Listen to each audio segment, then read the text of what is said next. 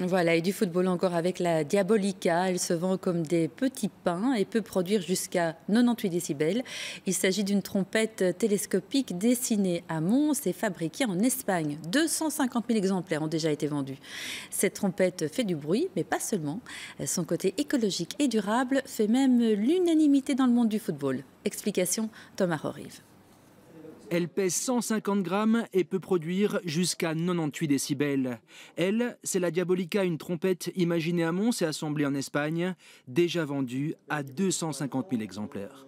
La Diabolica qui est en fait fermée comme ça, simplement on l'ouvre. Au souffle, sans gaz, juste un simple souffle.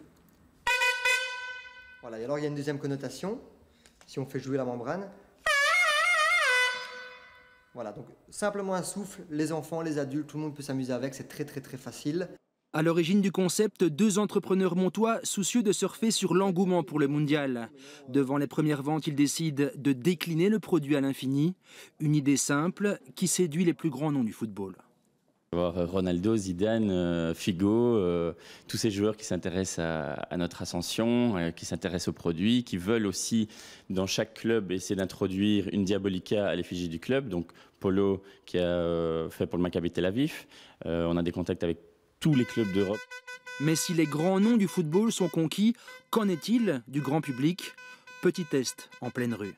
C'est assez sécurisant pour les parents, pour les enfants. Ça fait beaucoup de bruit. C'est aux couleurs de tous les clubs. Je trouve que c'est assez génial comme trouvaille. Ça m'énerve. Pourquoi?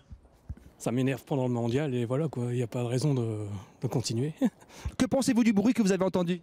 Parfait, pour le foot c'est parfait.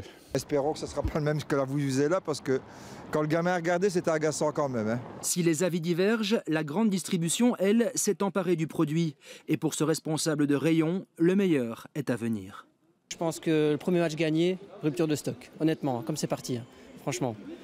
Objectif affiché, 750 000 Diabolica vendus d'ici la fin du mondial. Le porte-bonheur de la ville de Mons a bien évidemment été associé aux espoirs.